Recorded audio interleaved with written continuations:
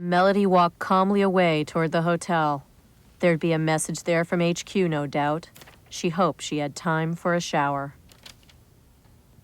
Yeah! Welcome to MsMojo, and today we're counting down our picks for some of the best instances of black humor on Daria. You really feel strongly about this. What do you mean?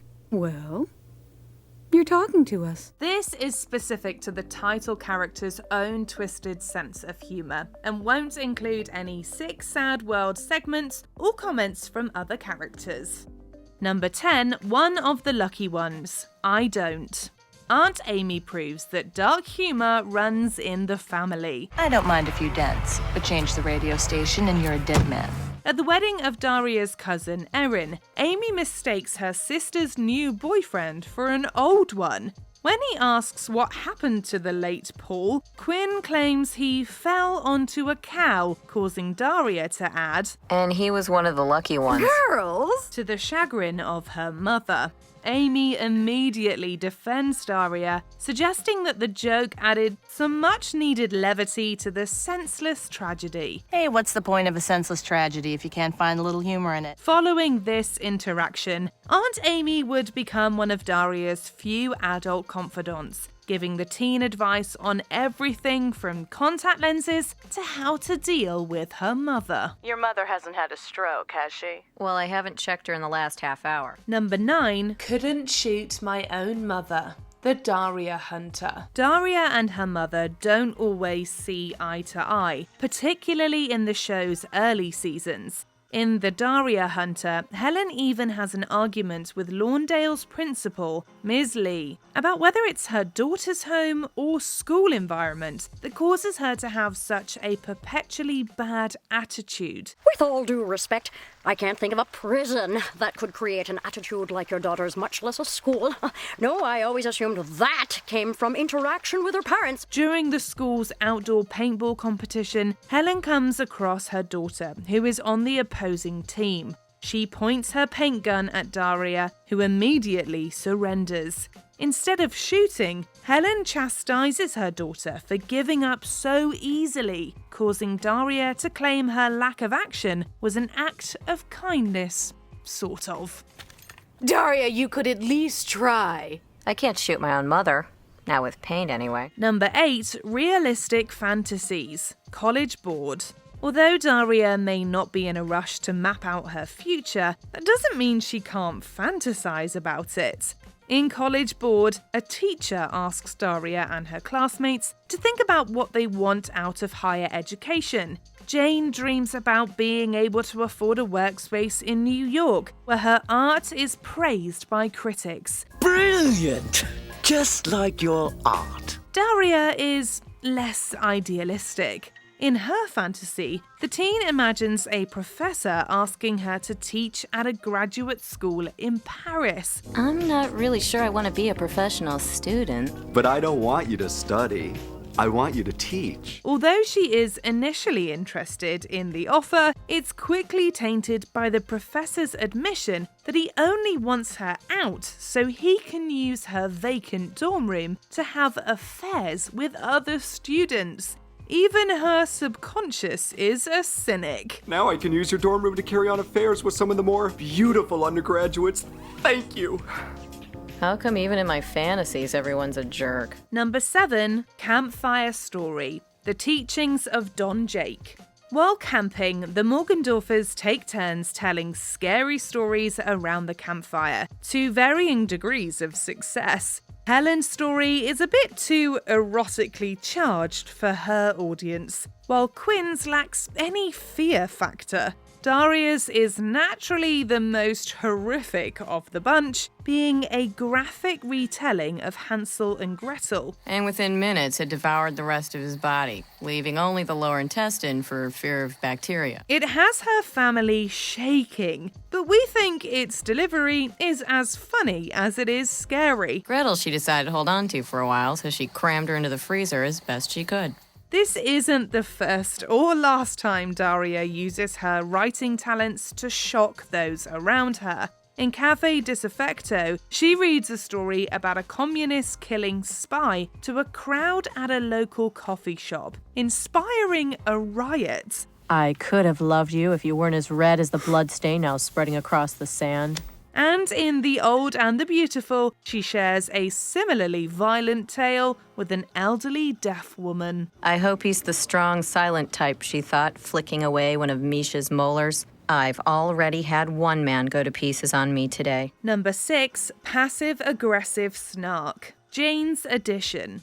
In its first 3 seasons, the kinds of romantic relationships that are so commonplace in other teen shows are largely absent in the world of Daria. Sure, Daria has a crush on her best friend's brother Trent, but that's all it is, a crush. It wasn't until the show's 3rd season finale that an actual romantic interest was introduced for the show's misanthropic protagonists. Hey, Daria, if you want me to leave, just say so. Okay, bye now. Tom first meets Jane at one of Trent's gigs and takes her for a ride, leaving Daria alone.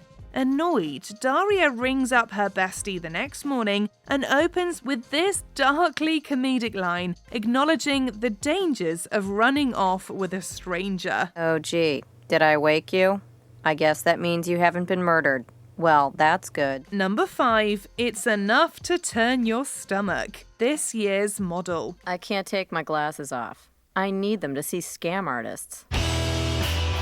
Modelling is a decidedly anti-Daria pursuit, a fact she makes clear in this early episode. Daria's school invites talent scouts to give modelling classes to select students in return for funding. The teen finds the whole situation hypocritical and cracks a dark joke about it making her nauseated. The whole thing's enough to turn your stomach, which I guess is good if you want to be a model. Eases the transition to bulimia. Whether or not this joke is appropriate or even funny is up for debate. It is a sensitive topic after all. But Daria would later prove that her sympathies lie with those with disordered eating by working with Jane on a provocative art piece highlighting the issue. The choice of words was deliberate, to contrast with the beauty of the image and shock the viewer into paying attention. Number 4, Daria and Jane's accidental prediction, The Misery Chick.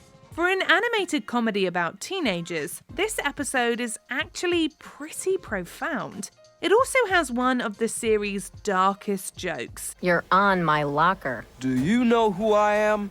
Tommy Sherman? After seeing celebrated Lawndale alumnus Tommy Sherman insult or harass everyone he comes across, Daria expresses her frustration with the fact that he'll be celebrated for the rest of his life. Jane jokes that he might not live that long, to which Daria replies, Come on, you know wishes don't come true. Immediately after the exchange, Tommy actually dies. Jane is shocked and ultimately regrets her joke. Well, I don't like it when I say people should die and then they do. But Daria doesn't feel the same. She acknowledges his death as sad, but if given the chance, it doesn't seem like she'd take back what she said. He shouldn't have died.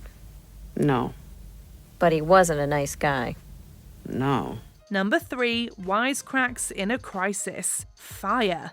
Making quips about the world around her is second nature to Daria. So much so that she even finds time to joke when her life is in danger. When her dad's midnight snack turns into a fiery disaster, Daria is abruptly awoken by his panicked yelling. Fire! Fire! Instead of reacting with the urgency usually associated with these kinds of emergency situations, she just puts on her glasses and delivers a joke in her usual monotone. Daria! What are you doing in bed when the house is on fire? Trying to find out if these blankets are flame retardant. Thankfully, everyone makes it out of the house unscathed, and only the kitchen suffers major damage. But Daria's unrelenting dedication to sarcasm in the face of danger is still pretty impressive. What's wrong with you? Mom's right. Kerosene would have been much more effective. Number 2, Career Aptitude Test. It happened one nut. For students like Jane, yearly career aptitude tests are nothing but a welcome time waster. She answers C and gets the same result each year, an accountant. Daria, on the other hand, answers sincerely and is given the role of mortician. A mortician? Hey, it's not my fault. Neck model was already taken. Though she seems uncomfortable with her result, that doesn't stop her from hilariously riffing off of her mother's questioning about her future. Have you given any thought to your career plans? I guess I'll just wait around for people to kick the bucket. Unfortunately for her, Helen doesn't find her quips quite as funny as we do. Daria ends up having to get a job at a nut counter in the mall to appease her mom. Welcome to It's a Crunch Nutty, Munch Nutty, Nuts. Nutty World. World We're of- just nuts about nuts. Nuts. Wearing a squirrel-themed outfit that we're sure makes her wish she was 6 feet under. Let's go cruise the mall in case there's someone I know who hasn't seen me in my Nutty World uniform. Before we continue, be sure to subscribe to our channel and ring the bell to get notified about our latest videos. You have the option to be notified for occasional videos or all of them. If you're on your phone, make sure you go into your settings and switch on notifications. Number 1, praying for the end. Daria. In the midst of a pep rally, the students of Lawndale High are informed that a hurricane is approaching and they'll need to go home. Are we all gonna die? Not on school property. Some students fear for their lives, while others express concern about the cancellation of the night's big football game. Daria and Jane do neither. Hiding out on the roof, the two girls learn about the oncoming storm from a newspaper and are immediately celebratory. I always knew that I would die in Nowheresville. But I didn't think I'd die there quite so soon. Daria likes that the hurricane could inconvenience her sister Quinn, while Jane happily suggests that it could take out the mall. My sister would have nowhere to stay. The mall would be gone, and that's okay. At one point, the girls even get on their knees and pray for their town to blow away. Oh, and did we mention they express all of these dark desires in song? You've got to be manly! Manly!